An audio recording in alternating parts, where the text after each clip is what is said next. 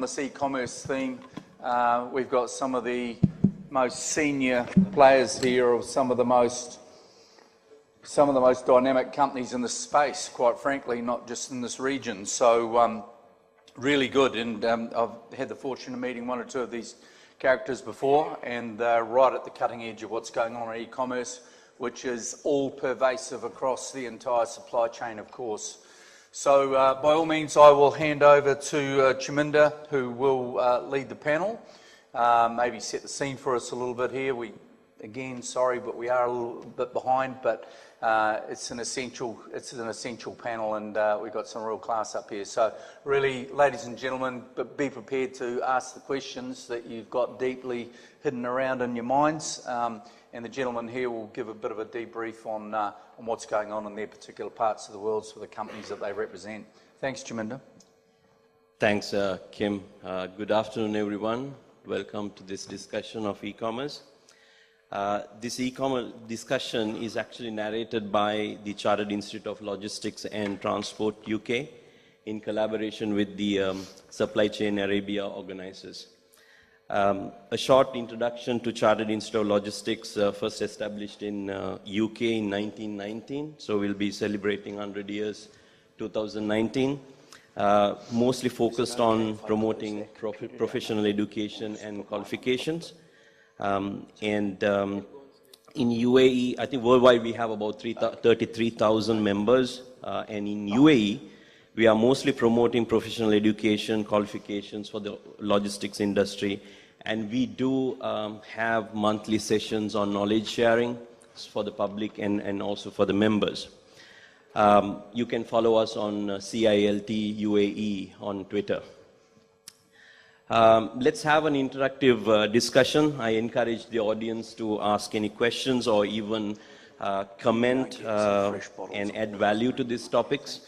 And you know, we are here to actually share experience and learn from each other. So on that stage, let me set the tone here. We are going to look at, on this topic, we are going to look at UAE as a market as well as a logistics hub. GCC region is witnessing a very fast growth in e-commerce. That led to this discussion and the interest, and I was so happy that every speaker touched on e-commerce, so there must be a good interest level here. I'm going to remind you of certain market conditions that we face today in UAE. This is all public news. There are a couple of very nice white papers done by A.T. Kane and World Bank. I'll share that with you on Twitter if you get connected. But if you really look at the macroeconomic situation, we are living in a region that has one of the highest per capita to the GDP. And the disposable income is very high compared to the surrounding regions. So this also fuels the e-commerce growth in this region. Smartphone penetration is 65%, and internet penetration is 90%, one of the highest in any region compared to any other region. The World Bank in 2015 estimated GCC to have $5 to $6 billion worth of e-commerce. But recently I saw one of the newspapers carrying an article that UAE has about 8 billion as of now, and the market is growing towards 20 billion by 2022. I don't know if anyone has the right number, but the indications are that UAE and GCC region is growing very fast. And the opportunities, if we really look at the opportunity here, in GCC we have 0.04% of e-commerce to the GDP. But if you look at the world's #1 ranked country, UK, which has 3.5%, and US is about 2%. So what I'm trying to do is not to just throw numbers, but just to show the enormous amount of opportunity that we have in the GCC region, especially because of the socio-economic conditions we have. When we talk about opportunities, we also have to face the challenges. In some of the challenges that I personally see living in here in Dubai for the last 4 years is the UAE customs is not really ready to allow the low-value bulk clearances type, very high-standard e-commerce import processes. Many other matured markets like Hong Kong, UK, US has these low-value bulk clearance policies, which we need to look at. Some of the marketplaces in the past have been selling, sorry to say, fake goods, which has destroyed some of the confidence of e-commerce consumers. There's a gray area in UAE particularly about who is authorized to bring in brands to this country when there is a brick and mortar distributor. Can everyone bring Gap, Nike into the country for e-commerce when there is a officially appointed distributor? So these are some of the gray areas that we see. And then some of very few UAE retailers have gone on omni-channel, which there is a very good opportunity there. So e-commerce is basically a paradigm shift for everyone and in the domain of logistics as well. And it is changing the socio-economic trends in this region. Just to gauge the audience, can I please ask who is connected to e-commerce in way of a brand, as a service provider, a payment gateway? Yeah, Sanjay? Yeah, okay, a few. Okay, that's good. Please feel free to share your knowledge. If there are any questions, we will be happy to answer. With that, let's get started, yeah? So I'm going to start with Hussein. Hussein, do you have a mic? Yeah, thanks. Thanks, Jeremy. Hussein, we are very proud of your organization, Aramex, the first GCC-based, courier company who has done really well. I really like to ask you from the perspective of Aramex as well as a courier company, where do you see the growth happening? And can you elaborate a little bit and differentiate the shop and ship type of e-commerce versus marketplace-driven e-commerce? Basically, the growth is really in this region. If we see the e-commerce in general, the volumes are growing every year in a double-digit form.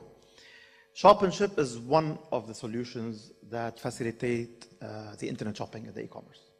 And a lot of people ask us, what's the value of shop and ship, or what's the difference between shop and ship and buying locally here from any e-commerce player?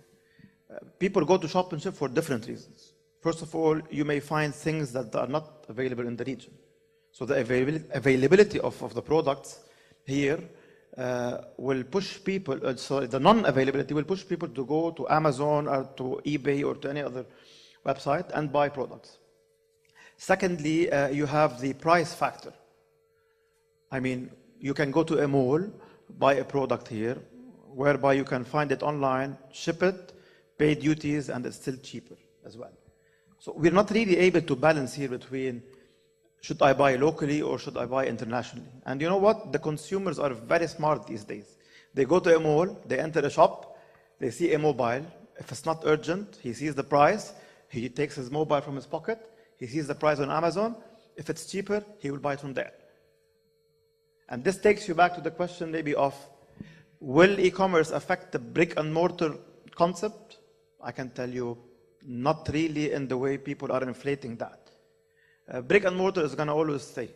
E-commerce or online shopping is an extra solution or an extra option for the client to buy whatever he wants to buy. Especially when you're talking about the retailers now are becoming more smarter to drive, again, people to the offline model. How?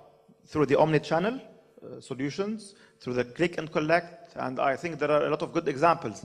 Jumbo, Landmark, and other big players are offering this to drive, again, the traffic to their shops, which will reduce maybe a bit of the online orders. Again, you said something, and I don't believe, honestly, in statistics. Statistics will change every day. So whoever predicts from now till 2020, After 1 year, things will change. If retailers wake up and provide location-based offers and solutions and prices that will drive people again to their shops and malls, then this may reduce the number of online shopping. So it's a bit complicated. Consumer behavior is changing every day. Requirements are changing every day. I think you resonate one point that I wanted to actually mention down the lane, that we have seen even Amazon coming up with retail shops. Maybe it's just to get the customer experience, about the products, but while dominating the retail space, online retail space. How do you see as Aramex? I mean, obviously, Aramex is a very big organization. I'm sure you have your aspirations to become even regionally or globally present. We're already global. Sorry. How do you see UAE becoming a logistics hub for e-commerce? Look, UAE is really positioned to be the global hub of e-commerce. That's my own opinion. You have everything here. The infrastructure is excellent. The technological advances are more than everywhere else. Dubai or the UAE is becoming a smart country and a smart city. Everything is facilitated. The challenge here is always, in e-commerce, and all retailers have thin margins when it comes to selling their products. And the fees that you pay usually to take out, let's say, a shipment from the free zone, for example, or maybe in the future, if you have any extra taxes, will cause a bit of an extra burden on all the e-tailers. I believe if the UAE focuses more on reducing every single charge that gets paid on every single item, it can do it. So there is nothing really missing here in this part of the world and in this country to become really the global hub of e-commerce. Again, as we said, everything is ready for everybody, but it's a matter of the cost of logistics. It's a big burden on many of the retailers, and I'm sure many of them will agree with me on this. Thanks, Hussein. I'm going to Jeremy. Jeremy, I mean, Mara is actually a very fast-growing company. I guess you're moving into a regional network as well. You have a, yeah. What are the challenges in setting up the last mile delivery companies in UAE, and even if you touch upon GCC? What kind of basic features, what kind of expected quality of service by the end customers, and where is it heading towards the next 3 to 5 years, Jeremy? First of all, good afternoon, everyone. I'm Jeremy Skyrme. Obviously, fast growing for sure. We were a startup 18 months ago, and we're already up to delivering around 3,000 shipments a day.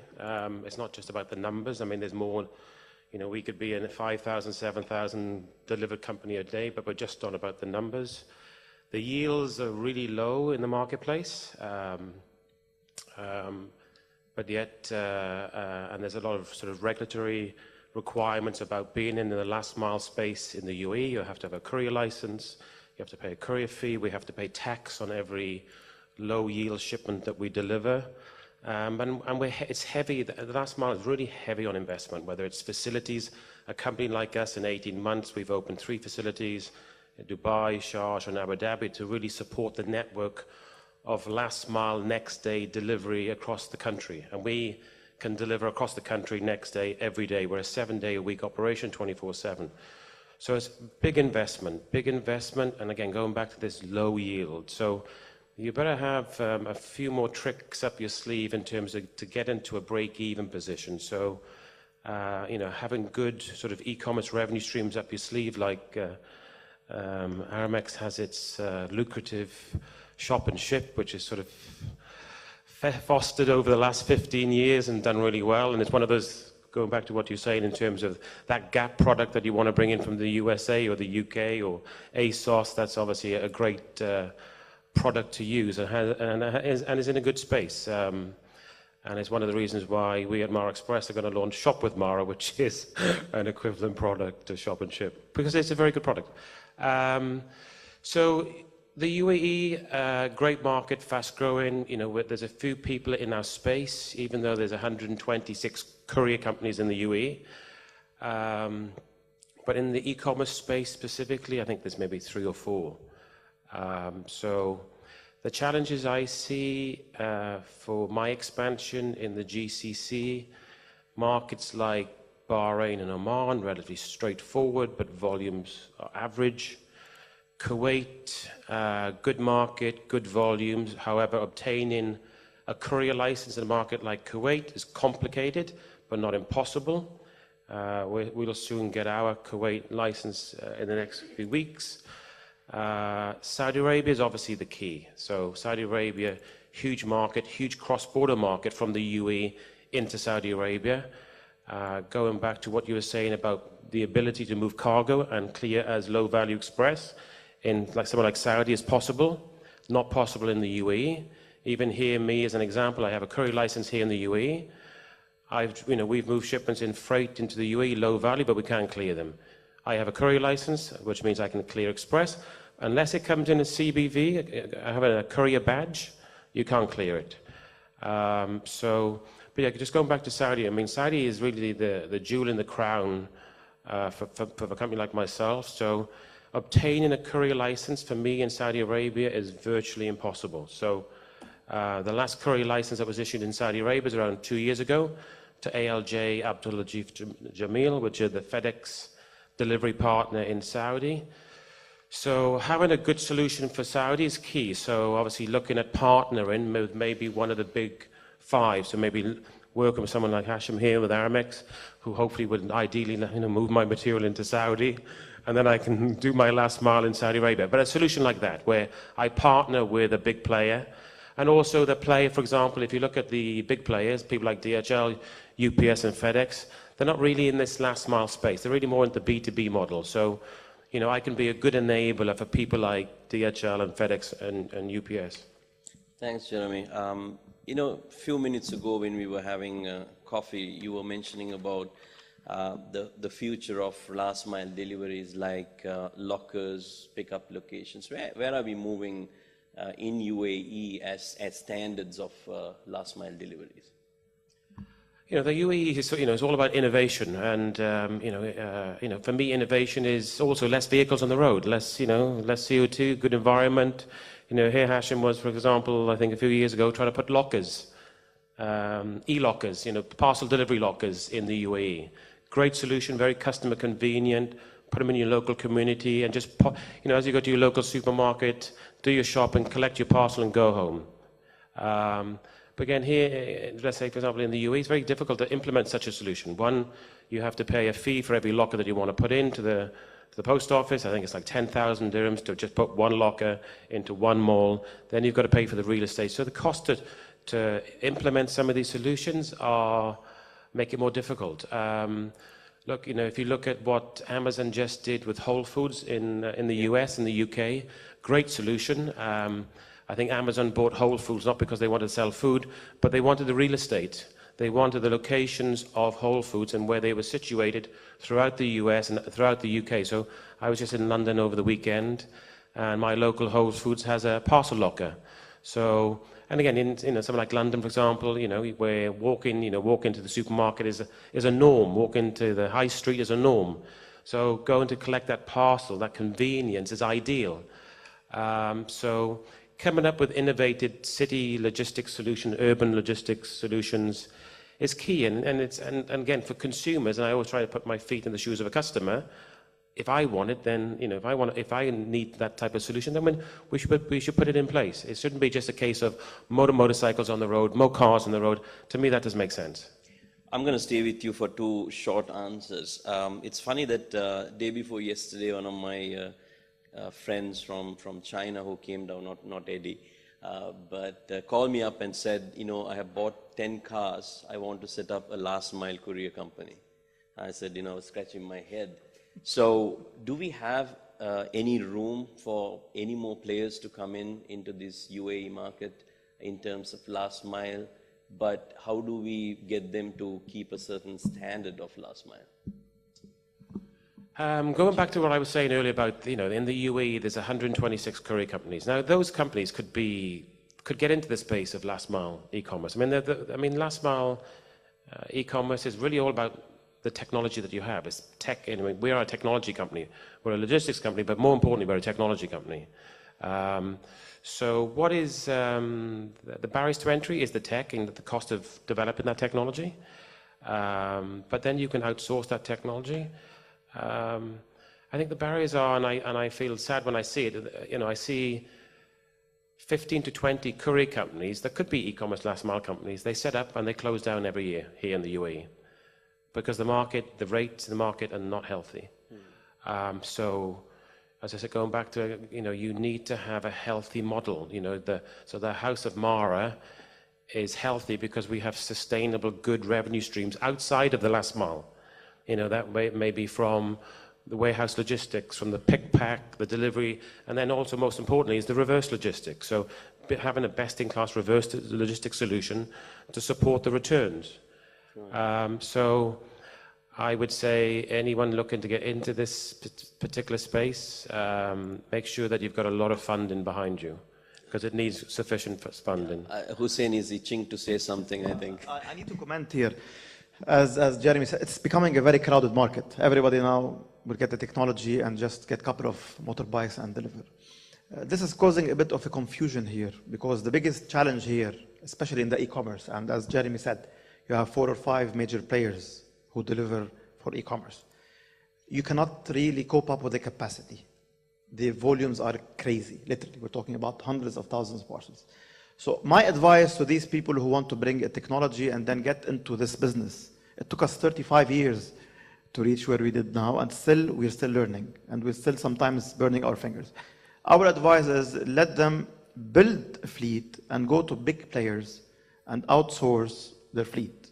We're adopting now something called the hybrid model, which is a 60-40 or 70-30. And for example, we have around 5,000 parcels every day in the UAE being delivered through outsourced companies. We go to these small courier companies or sometimes the food delivery companies, we pay them per parcel, and they deliver on our behalf. We pay them per delivery, they work as per our standards, and they utilize our technology. So we give them the technology, the mobile app, which gives the live tracking and everything, and they do their money, they're always working and they're always having business. And the more, let's say, my salespeople sell, the more both of us do business. So that's my advice to these people. Anybody here who comes and tells me, Hussein, I have 100 bikes that are ready, I'll tell him, come, I'll give you my business, I'll outsource for you as long as you abide as per my, let's say, policies and instructions and, of course, the appearance. Okay. So that's how it should be. That's great. I'm going to turn towards Eddie. I nearly had to beg him to come down from Hong Kong, so he just came down a few hours ago, haven't had any sleep. It's not because Eddie is my colleague in SEKO Logistics, but Eddie was the former senior manager for eBay in Asia, as well as a very regular permanent speaker for Alibaba events. So I wanted Eddie to come down and kind of share with us what's happening in North Asia, what's happening in matured markets like Hong Kong, Singapore, and Indonesia. So Eddie, would you mind shedding some light on the best practices of B2B, B2C in the markets that you serve, and particularly what can we learn from those markets to increase the growth of UAE, increase the growth of UAE? Yeah, sure. Thank you, Chaminda, for inviting me here. And first of all, good morning, everyone. I just came from a 9-hour flight, from Hong Kong, arriving this morning, 7 a.m. So if anything is unclear, please excuse me after a long stop flight, okay? So if everybody looking into the e-commerce world in Asia Pacific, I would like to just separate into 2 regions. One is called China, very big one, stand alone, they survive themselves. And then the rest is the rest of Asia, and mainly contributed by Southeast Asia. Okay, so looking to China. So if you look into the China e-commerce, in fact, it's actually quite advanced right now for China e-commerce comparing to even US or to some UK or Germany markets. The China market pretty much right now dominated by marketplaces like Alibaba, Tmall, JD.com. Amazon, trying to have a step into the China market, but still, at a very low volume today for the China domestic market. So when the e-commerce start off in China, pretty much, they start off as a local B2C e-commerce mode. What it means is, the goods already in China, whether it's imported, whether it's built in China, the goods already in China, and then they sell locally from a Chinese company to a Chinese consumers. And then later on, like roughly around 5 to 8 years ago, they start the cross-border e-commerce model, which, Alibaba Tmall, they start to bring in brands, from overseas, from US, from UK into China. Goods may be in overseas, and when they sell it, it's actually still in overseas. So the order received, they ship it from overseas in country A into country B. That's called cross-border e-commerce model. And today, if you look into the logistics, how it works in China, pretty much, the marketplaces, the big boys, the big e-commerce player, they build their own infrastructures. Of course, they build the ecosystem, they try to leverage the local partners, the local couriers, but at the end, all the technology, all the requirements of delivery is being controlled by the marketplaces. That's how China is working today. Southeast Asia, or the rest of Asia, is different from China. It's still new. It's still new for Southeast Asia. The market itself is very fragmented. I would have to say, it's very similar to GCC. Today, they have many markets, many countries. Different countries, they have their own policy. They have their own e-commerce policy. They have their own language in terms of delivery partners that they need for the address, for the consignee. It start off with some marketplaces, they try to enter the market with their own local presence. However, there are still a lot of challenges today. What we are seeing is, first of all, the local last mile delivery partner, the reliability of that is still improving. Why? Because if you look into the Southeast Asia, a lot of them, they have a lot of islands. When you start to ship into islands, from local, the last mile delivery partners, I think Jeremy may have some experience in this regard. It's very difficult. It's very difficult. Okay. Second of all is, the market itself in Southeast Asia, the payment by using credit card or by using, payment gateway like PayPal or equivalent is not that common. So it's still heavily relying on cash on delivery. Okay, so these are the two different models that we are seeing how the e-commerce logistic happening in China and the rest of Asia. So going back to GCC, what I'm seeing today is GCC is a little bit like Southeast Asia, a few years ago. I know that GCC has already had e-commerce happening. People are selling online. People are buying online. And remember, the beauty of e-commerce is, people can buy everything easily online. And then, of course, the seller can sell easily everything online, in terms of both products and geography. So today, what I'm seeing in GCC is it still heavily rely on the B2B model, importing into GCC. And after that, the product is already in the country, and then you just put online, and then somebody buy it and fulfill locally as a B2C. What is missing here is what China is doing today is a cross-border e-commerce model. Thank you very much. Okay. Yep. That will help me to be awake, right? Yep. That's espresso, right? Yep. Okay. So what is missing here is a cross-border B2C model. That means the consumer in UAE or in GCC region, they can actually buy stuff. They are existed in China, in UK, and US directly without importing B2B into the region first. Okay, so this is what I'm seeing that what GCC region or even UAE, we have to start to look into the cross-border B2C model. Yeah, in fact, you answered my next question because as you look at Hong Kong as a origin fulfillment hub. There's so much of B2C happening. There's technology, there's infrastructure, there's process are very matured.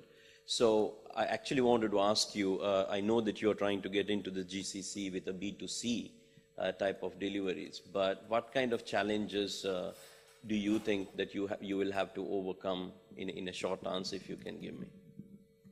You mean for GCC to become Bring in B2C from origin fulfillment hubs like Hong Kong straight into the market to the final consignee? Okay, well, that's a very good question, Chaminda. First of all, I'm actually in charge of the e-commerce unit of SEKO Logistics in Asia Pacific, and right now we start to have some customers from the GCC region that coming to us that they want to have sellers, they want to have merchants in China or in Korea and selling directly into the GCC region without doing the B2B import. And we are trying to build solutions similar to other regions. We are trying to build solutions direct B2C model from China into the region. So what we are seeing, difficulty is, as Jeremy mentioned before, there's no well-defined B2C custom clearance today, in the regions. Okay, if you look into US, except for Korea, except for the postal, they have what they call as a Section 321 clearance, which is used for B2C, cross-border B2C model. And if the order itself is below $800 what we call as a de minimis, that order when they ship from China into US, they do not have to pay any duty and tax. Okay, and that's giving a favor to the e-commerce buyer. Okay, and what we are seeing is today in GCC, there's no such thing happening. Okay, there's no such thing happening. Well, there may be something happen to the courier, there may be something happen to the postal, but not as a general logistic company that we can do this cross-border direct B2C model into the region. And that's something that I think is missing today. I think there is a de minimis and the low value relief. But unless it comes as a courier exactly. So it's only happening to the courier. The cost is very high. So I'm gonna, Kim, how are we doing on time? Not bad. We're just a bit over. That's okay. It's really hot. Okay. We're due for lunch, by the way. Lunch is at 1-ish, but we do have a lunch. It wasn't on my program, so right. I might decide to skip a few questions actually. Yeah, we'll just go for it. I'm coming to Kapil. Kapil actually runs one of the most successful e-commerce platform software companies in India.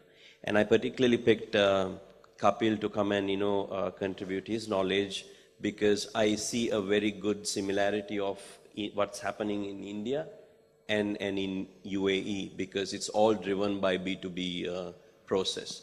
So I wanted Kapil to come and share his knowledge about what he experiences in India. So Kapil, how did e-commerce focused warehousing and fulfillment services evolved in India?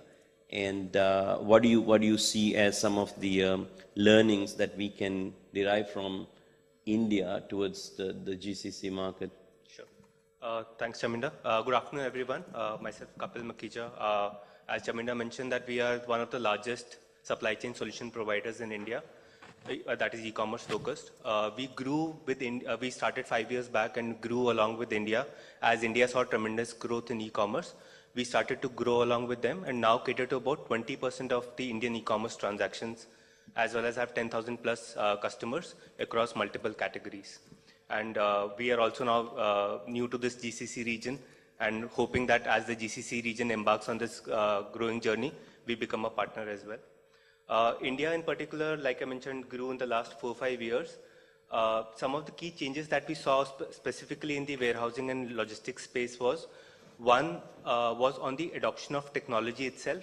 We saw marketplaces and vendors being very experimental with trying out new models, trying out technology and using technology as a platform to enable their day-to-day operations so that they can focus on their larger business goals.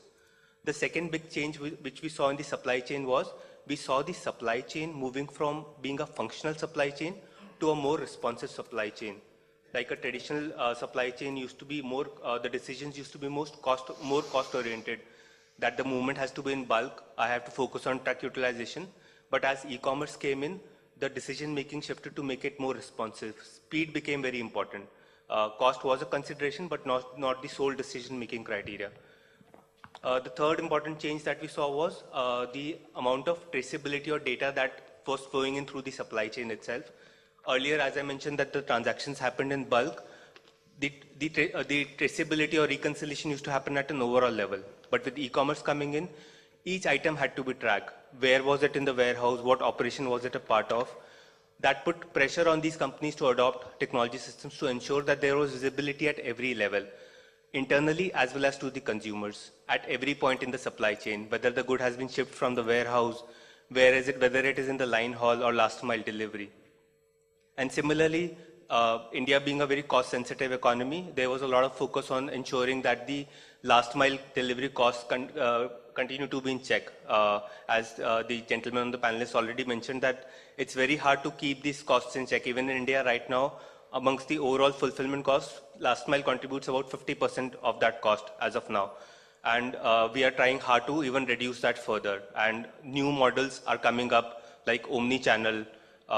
We have GST, which has consolidated the warehousing space, because of which people are trying to ship from the nearest location. And I am heartened to see that in GCC region, those initiatives are already taking shape, so that they can leapfrog that innovation. It took us 4 or 5 years to come to that stage, and GCC can take that ready template and move forward as far as the technology and the processes are concerned.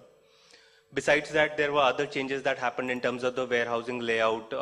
There was a lot of focus on having a large processing area, which is required for a 3PL provider, which is catering to a lot of sellers. So these were some of the big changes that happened.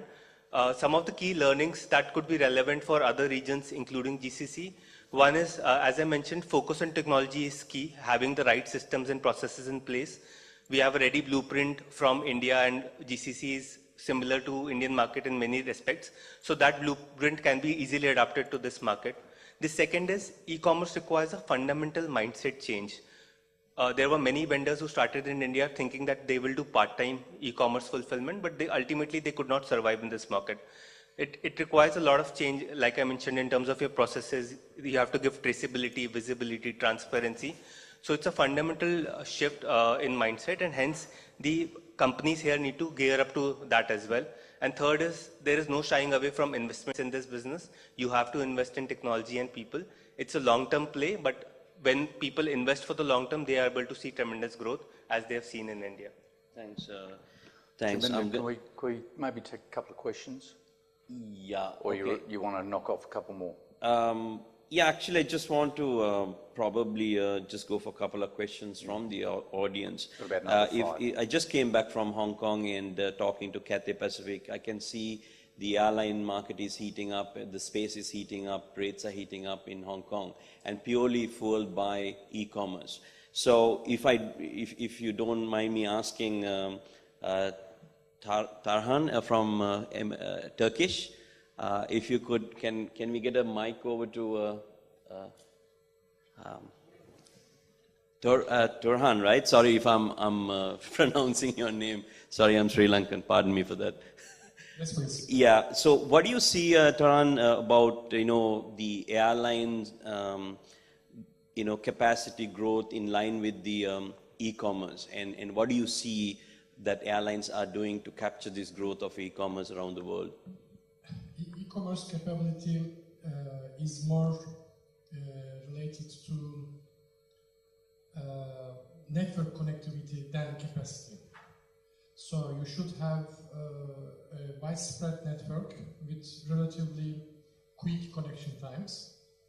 So many destinations, many of them could be narrow-body planes, but you should have more lean and efficient processes for shorter connection times. This is from the operational perspective. More important of that, as that was the question after just my speech, is the integrity of the several parties providing the total air cargo supply chain in terms of providing the visibility. In terms of seeing the operations and processes in an efficient way and quick way, but also in terms of visibility to the final customer. This is a very, very delicate challenge for the industry, I can say. But as e-commerce is the main engine behind the growth in many industries as well in air cargo and specific supply chain, then I believe many players are investing to this for the top performing competencies. Thank you very much. I just wanted to get an airline perspective. Thank you. So we are, I think, probably about another 5 minutes. Yeah, a couple of That's questions all right would be with good. you? Yeah, throw to the floor. Any questions from the audience? Up the back there. One in the middle here. Name and company, thanks again. Hi, good afternoon. Ashwin again. We represent the Wall Street Journal in Mena. The most integral part, or an integral part about e-commerce business is the inflow and outflow of cash, right? Finance. So the buzzword today is the cryptocurrency, Bitcoin, Ethereum. I know China is a little bit aversive towards the cryptocurrency, but I think it cannot be ignored. The buzzword is growing. So do you think, supply logistics, etc., using e-commerce is going to use cryptocurrency in money dealings? Anyone wants to take up the question? Otherwise, I can. Look, it's obvious that it's a bit early to really decide on this because there are still question marks here. And I believe definitely yes, when cryptocurrencies become widely used everywhere, it's part of the payment solutions that e-commerce companies should provide. Looking into the cash on delivery, for example, since the early days, it grew massively. I believe cash on delivery is always going to be the king now until something else comes and maybe eats it. But yes, definitely it's an option. And I see it coming as long as this concept itself becomes a bit mature worldwide and trusted as well. Because people really now, they don't trust when you tell them Bitcoin or any other cryptocurrencies. There is still, the trust is still a bit not there. That's my own opinion. I wish I had time. Otherwise, I could have shed some light on payment gateways and what's really happening in this region. It has a correlation to the culture in this region when it comes to payment methods. But unfortunately, we don't have time. So, is there any other question? Maybe I have a question for the audience later on. Good afternoon again. I'm Mena from Saudi Trade and Export Development Company. My question is for Hussein and Jeremy. We have seen in the past couple of years that most of your customers, Hussein, I would talk about Saudi Arabia, have started switching to having their own fleet for last mile delivery. Same happened with Souk, with Market VIP, with Wadi, who were regular customers for Aramex, and now they started doing it themselves. What would push them to go beyond their core business of e-commerce and start doing the last mile delivery themselves? That's one. And again, how do you cope up with the challenge of deliveries in Saudi Arabia, especially since we don't have post-box deliveries, we don't have landmarks, we don't have building numbers, etc. It has always been the biggest challenge for last mile deliveries, especially not only in the outskirts cities, but even in the main cities like Riyadh and Dammam. That's a very good question. Basically, yes, most of the e-commerce players in the region, I remember the meetings that we used to do, most of them were a one-man show, the founders. We used to sit in these small rooms and set up the delivery infrastructure. Many of them went into having their own fleet, although if you come and ask me as an industry, maybe I can call myself expert, it's not healthy to really have your own fleet. You have to outsource so that you can focus on your core business, especially when you have spikes. And you know that e-commerce, you may have spikes. And when you go and do, let's say, a green Thursday, you will have millions of parcels that day. Will your fleet be able to handle the spike in the volumes? No. It's good to do it if you are promising, let's say, a 3-4 hours delivery, which is there. I believe they went into this to expedite the delivery option. So a same-day delivery now is possible with big and great e-commerce players like Souk. I bought from them last week something, it reached me in 3 hours. I was really shocked. So it is one of the maybe premium solutions they offer to offer a faster delivery. However, they always come back to us with the overflow, definitely. Locally. Cross-border is a different ballgame. Answering about Saudi Arabia. Saudi Arabia is, it's one of the biggest e-commerce destinations out of the UAE. And yes, it's challenging. It's a bit challenging because, especially in the cash on delivery, And what we do in Aramex, we have a big expansion network there. The outsourcing model that we have in Saudi is unmatched. It's massive. We have in every single suburb, in every single remote area, partners and agents who do deliveries on our behalf. But again, and Jeremy knows very well as well, Saudi Arabia is maybe the #1 market for e-commerce, but it's a bit painful when you do cash on delivery there because the return rate is high. It reaches around 20%. And the cost of return is going to be borne by the e-commerce players here. Thanks, Hussein. I think everyone feels hungry. Just one point. Just on your point of PO boxes. So, I mean, PO boxes, I mean, in the UAE, there's 500,000 PO boxes and a population of 10 million people. So that the issue with PO boxes, I think, exists across the entire GCC. So companies like say that are in our space, e-commerce last mile, we don't require PO boxes. So our role is to track down. We specialize in delivering to individuals. So the technology we have is whether, you know, through our tech, you know, when, let's say, we push a message to a customer that's going to receive an order, they can book the time slot. They can even drop a pin in terms of their exact location. This allows us to deliver to individuals relatively straight, you know, easily. But you know, what's most complex about Saudi is the sheer graphical size of it in terms of the complexity of it. You know, some markets are easier than some. Bahrain's a small island, simple. Oman, a bit more complicated. So are Salalah, UAE, relatively straightforward. So. Awesome. Yeah, I think we had so much to share, but feel free to you know, meet the panel at the lunch. Grab them over lunch, absolutely. During the day. But I can confirm that there will be another e-commerce session. I'm so interested to take this topic further. So stay in touch, and hopefully within about a month we can come up with something. Cool, very good. Now, just before I thank the panel, ladies and gentlemen, is Mohammed Nadeem Quasiri here? Mohammed? Thanks. We've just come up afterwards. We've got your wallet as well. So just while you were panicking there quietly there, good stuff. So ladies and gentlemen, thank the panel. By all means, another world-class panel. Thanks, guys. Really do appreciate it.